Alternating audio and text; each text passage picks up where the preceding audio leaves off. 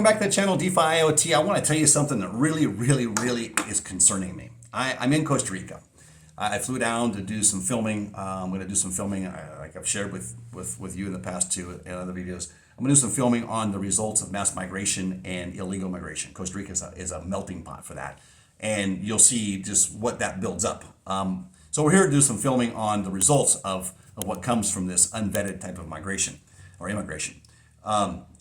But I want to share something with you that was really concerning to me. And I believe that with this, if this is true, and I believe within me that it is. Now, I can't give you the facts because I just saw this.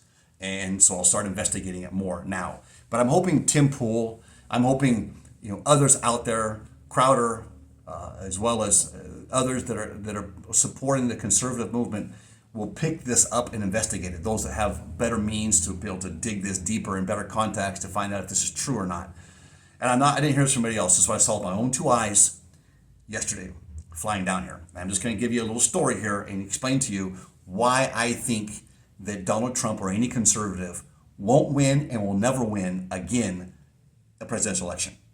That America, as far as having a conservative leadership, is done. And this is why I'm going to say this. I fly one leg to Vegas. I get on another leg in Vegas to Fort Lauderdale on my way to Costa Rica. It's the long route. I know, I booked my flight late. I'm flying Spirit, which I hope I don't ever do again. Very uncomfortable, don't recommend it. They charge you even $3 just for what used to be a free tea, right? Even water they charge you for. I'm sitting on the plane. Now, on the first leg, it wasn't too bad. But I noticed it was kind of strange that there just wasn't very many white people. Then I get to Las Vegas, even less white people. And I'm not trying to be discriminatory here. I'm just trying to say what I was noticing. Just kind of strange to me. Remember, I lived for 20 years of my life and 18 years consecutively in Latin America, between Central and South America. I have been in 4 other countries legally outside the U.S. that I lived in. Now, I get on the second flight, and when I get on the second flight, I noticed that this guy that I saw, he stood out to me about, guy looks Venezuelan. And people are going to say, oh, you're being racist, you're being discriminatory. Please, people understand, my wife's from Nicaragua. My 2 of my children are Latinos, okay? I'm not being racist, I'm just being real. And that's what we need to be in America today. It's real, because if we're not going to be real, we're not going to have an America in 1 or 2 generations. And that's a fact. That's not what I think. That is what's going to take place. Here's what I found.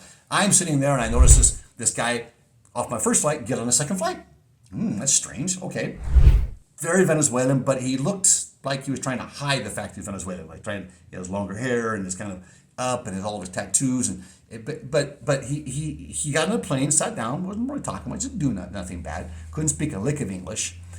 And then another woman, Latina, same, that couldn't speak any English at all, gets on the plane in Vegas, going to Fort Lauderdale. And then this other guy. This guy was stereotypical Venezuelan, gangbanger Venezuelan type.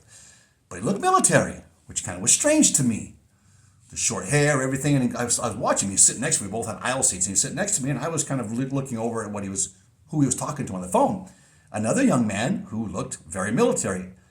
Now, I don't know. It looked like he was almost in a military barracks.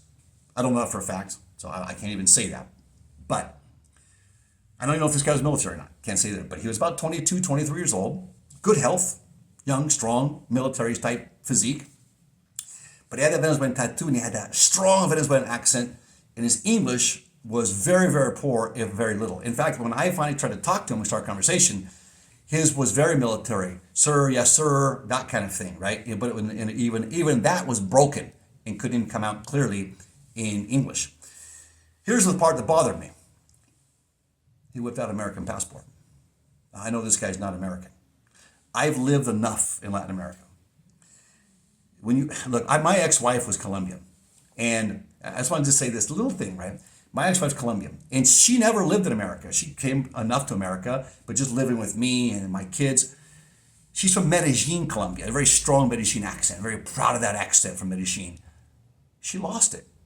From just being around us and speaking that little bit of English and have that influence, she lost it.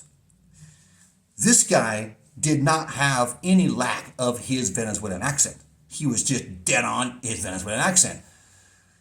And you can say, well, maybe because he's talking to another Venezuelan.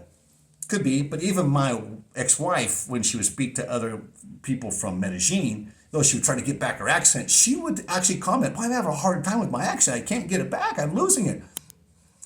When they come to America, and they're there any length of time, especially the length of time it requires to get a passport to become a citizen, they lose their passport. They lose their accents. I have a lot of Latin friends in America, and they don't have their accents. They still speak Spanish, but not with the same accent they spoke it with before, not that strong accent from where they come. And every country down here has their accent, like we'd have in regions in the States, and different states have. He pulled out an American passport. It looked to be a crisp, brand new one, too. I thought to myself, that bothers me. And he's looking at all of his flights, making sure he can get his next flight. I don't know where he was going, what he was doing. And I tried to start the conversation with him a little bit, but then some other guy got in front of me, and I couldn't keep the conversation going. I get to the airport in Fort Lauderdale, and it was like I was in Latin America. Nobody was speaking English. And the few that spoke English, when it was very broken, or they were from America, right? Or they were the people that live in the area or work at the airport. Even when they talk over the speakers, it's in Spanish first. Why? Because they're Latins doing the announcing. And sometimes they would never even announce the flight in English. It was just in Spanish.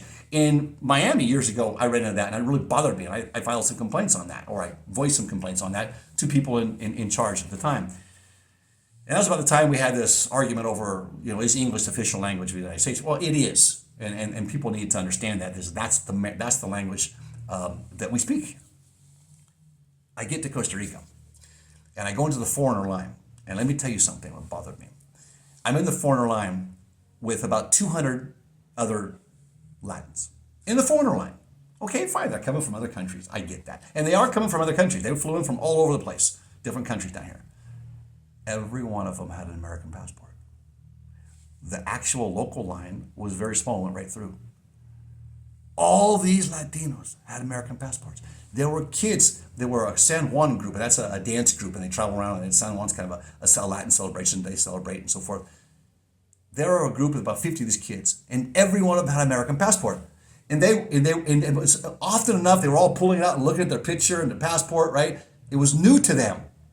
It wasn't something they'd had. How are these kids that live in these Latin countries, how are they getting American passports? These weren't Americans. They don't live in America. And they have U.S. passports, meaning that they, in 4 or 5 years, are going to be able to vote in America. And all those people can vote in America. I'm afraid that what's taking place, and now you see the Biden administration come out and admitting the fact that they are actually giving residencies and work permits out to these people. They're not giving residencies and work permits out. It's called citizenship. That's a residency and it's a work permit. So I guess they're not lying to us.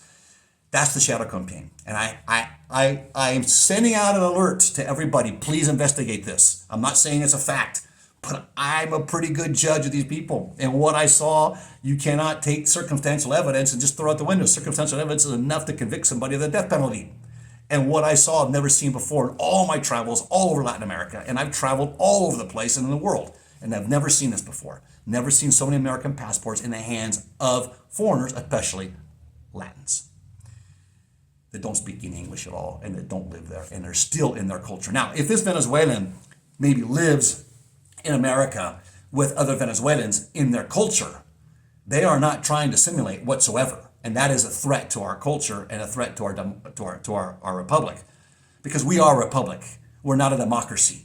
We are a republic, and we go through democratic process to elect our representatives in the republic. We elect somebody who's better and wiser and has the time to dedicate to represent our voice. That's a republic, right? And we do that through democratic process. But we're not a democracy. That was a spin, a lie that took place after World War II to try to get us to for this very moment, for the part of the whole progressive agenda to be at this day, we'd fight democracy, democracy, democracy. China, Cuba, they claim their democracies. Venezuela claims their democracy too. Please, so does Nicaragua.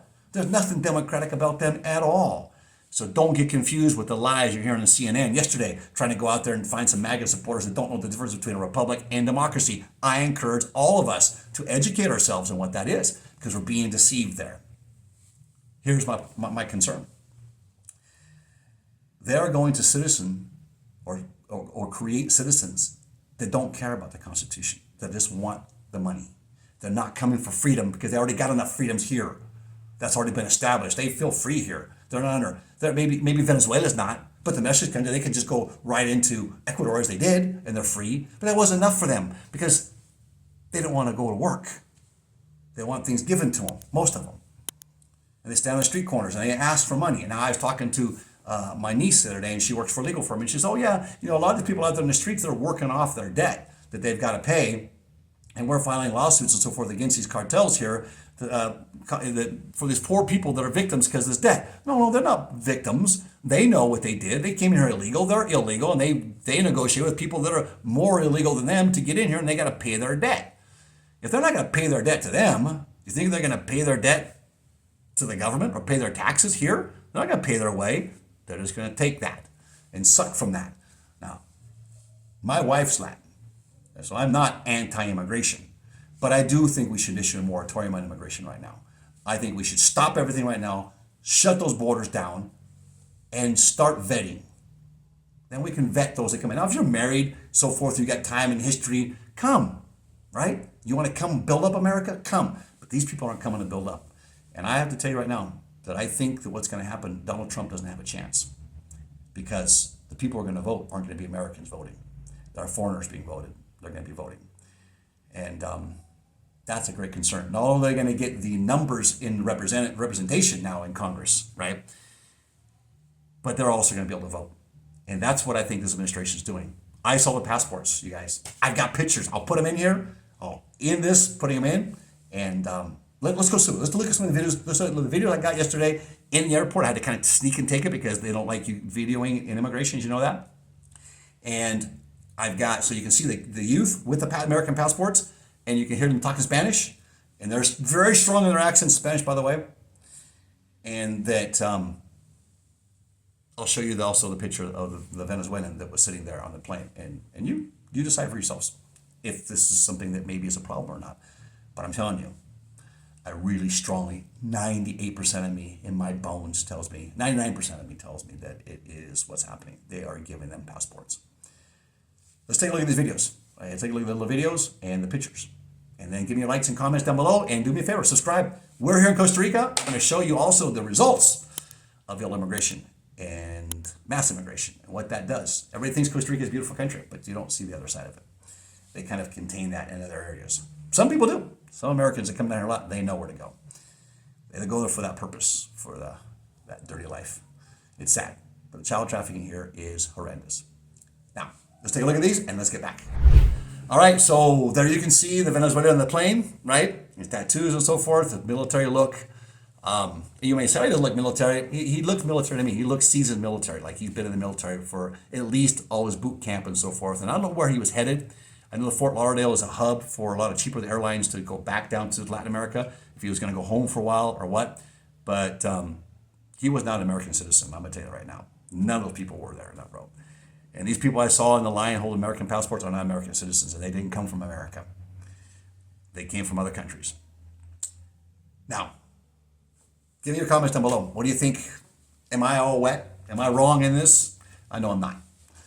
I just hope people will wake up to this. And I hope Tim and Crowder and the rest of the people out there and Donald Trump, please be aware of this shadow campaign.